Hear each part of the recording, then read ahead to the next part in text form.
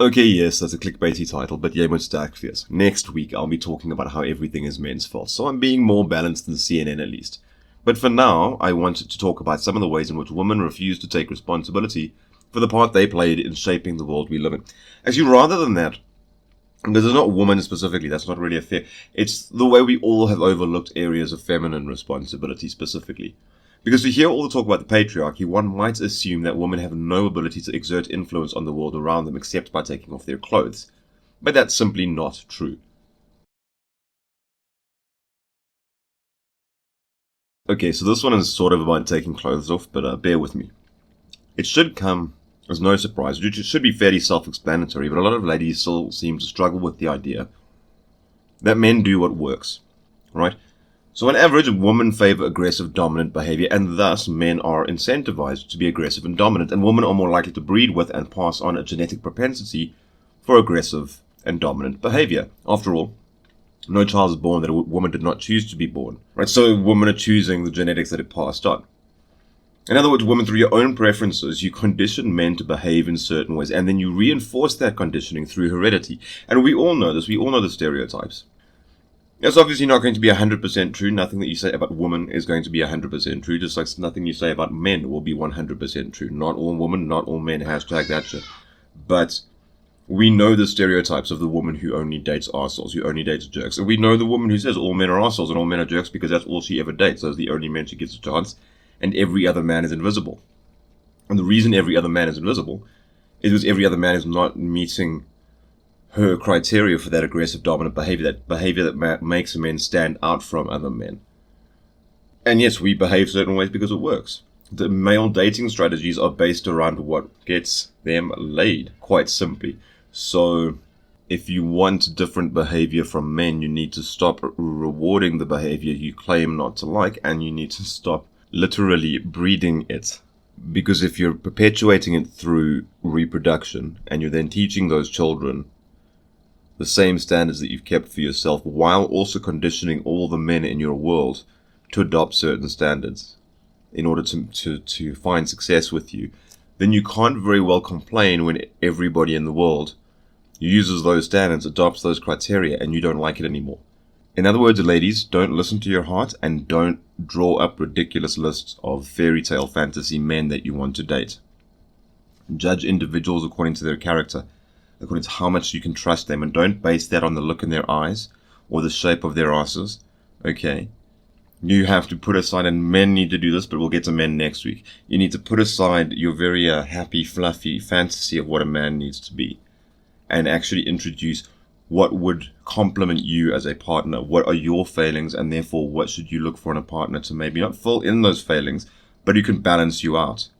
But what you shouldn't be doing is looking for somebody who simply takes your breath away, who sweeps you off your feet and makes you feel like some Disney princess, because chances are the guy who manages to do that, yeah, he watched the same Disney movie you did, he just did so for research purposes, and now he's employing a strategy. And that's why you've got to be very careful when you listen to your heart, because listening to your heart means that you're a lot easier to lie to, because your heart is a believer. Hey? Your heart wants to believe, and so therefore your heart is easy to lie to. Many women like to complain that men use too much logic and men are too problem-solving oriented, but that's why. It's because the heart is very easy to lie to.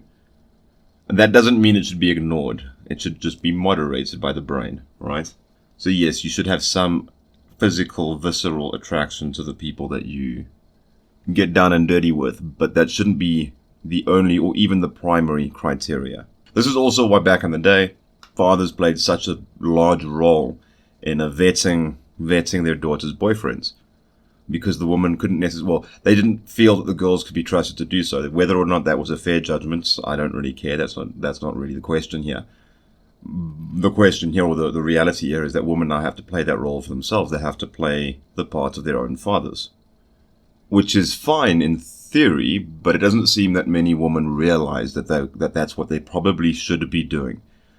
And when I say they should be doing it, I'm not saying that as a man, or you have to do this is your role, but ultimately, if you reduce your number of partners to the ones you're most likely to have long-term happiness with, you're probably just going to be a happier person in general.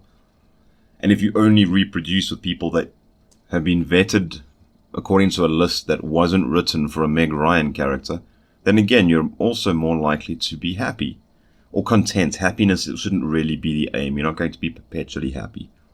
But you should be aiming for some level of predictable contentment, really. Well, should, again, is the word, isn't it? It's not up to me or anybody else to tell you or anybody else what you should be doing, but I would suggest that this is something that's worth considering at the very least. So for all the people who love to go on about the patriarchy and how it's a man's world and women are oppressed and so on and so forth, bear in mind that we live in a world in which the most powerful nations and the most powerful economies are all consumer economies. And then remember that the most influential consumers on the planet are women.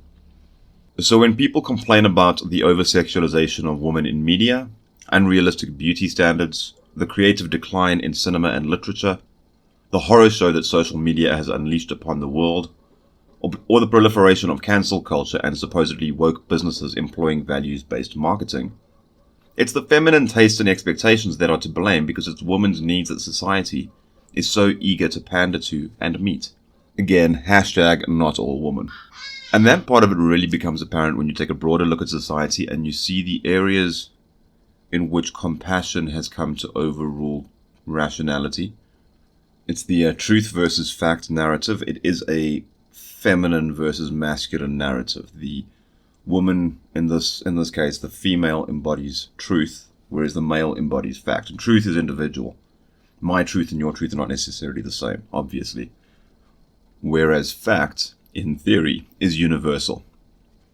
So while the masculine of the old world sort of destroyed the world through the pursuit of security, physical security, tangible security, the feminine of the modern world is potentially going to destroy the world through pursuit of emotional security.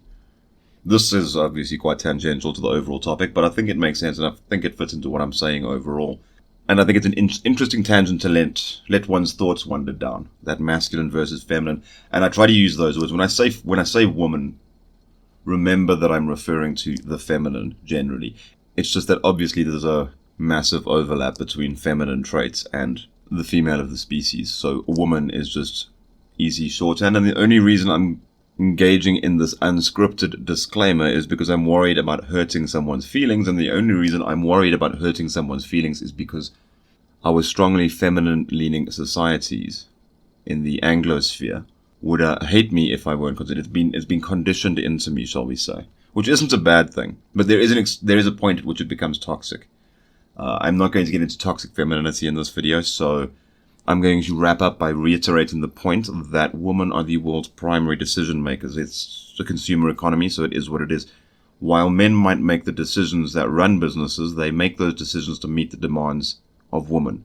So at the end of the day, as has often been the case throughout history, most big decisions are made to benefit women, or at the very least to pander to women.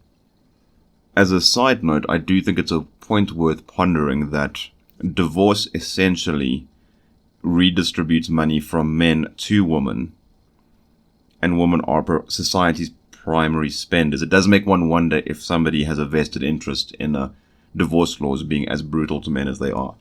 Because ultimately, redistributing wealth to women is a roundabout way of redistributing wealth back into corporations and the state. Again, just a point to ponder.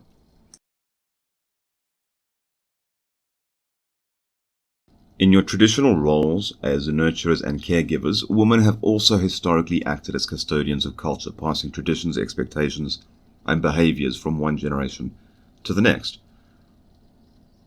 Ironically, this traditional role has become even more ironclad in the modern world, so for the last, let's say, 50 or 60 years, as women's liberation has cemented the spread of single-parent households, and the vast majority of which are headed by mothers. Once again, placing responsibility for the behavior of both men and women on the shoulders of women alone, because you are the ones raising the children.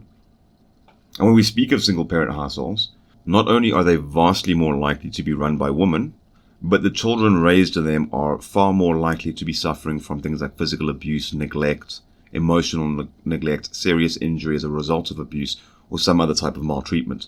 all of which contribute to the increased rates of depressions and delinquent behavior, so we're talking suicides and homicides, that women will then go on to complain about later in life. So for example, women are raising bad boys. Those bad boys are going on to become bad men, and other women are suffering as a result of the original woman's poor parenting.